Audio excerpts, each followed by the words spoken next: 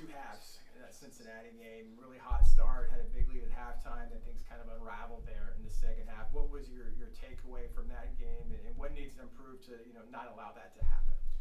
I feel like just putting two halves together. That's something that we have been struggling with. We haven't been relentless enough to put two halves together, I don't think.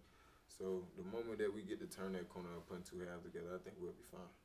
Jalen, late in the second half, or middle of the second half, you left with a back injury, it looked like. How have you been struggling with your back as of late?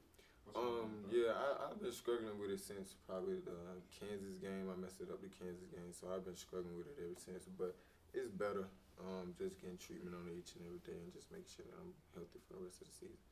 How are you mentally preparing to play 4 ranked teams coming up? The same way I prepare for any other team.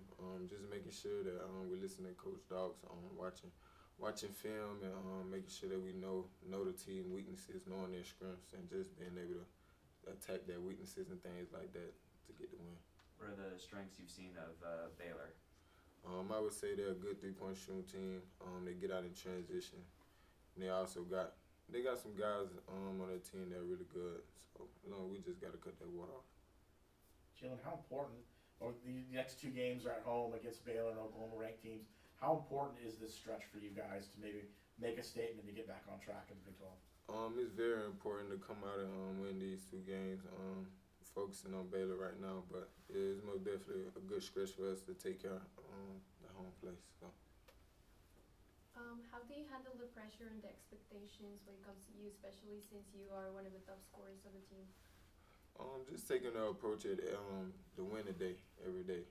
Just treat my 24 hours like it's my last each and every day, and just listening to my leaders like Darius and Shamar, just seeing where I can get better with and things of that sort. In the Cincinnati game, you got off to a really hot start. It looked like you couldn't miss a basket. And then in the second half, things slowed down mightily for the whole team.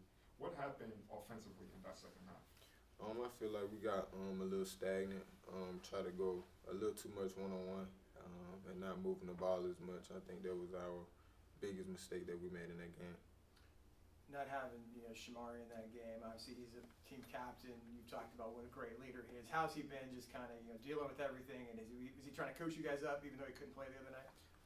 Shamari is Shamari. He most definitely try to coach us up and give me, also when we come to the sideline, just try to give us tips on just how to win the game and close out the game, and just trying to keep us locked in and focused.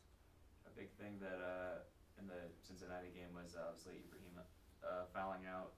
What kind of impact does he bring to the team when he's on the court?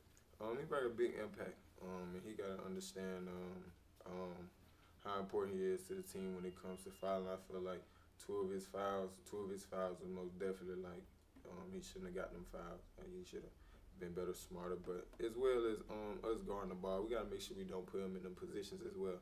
So it's on all of us. Baylor is ranked first in points scored per game in Big 12. How do you plan to slow that down? Just playing our brand of defense.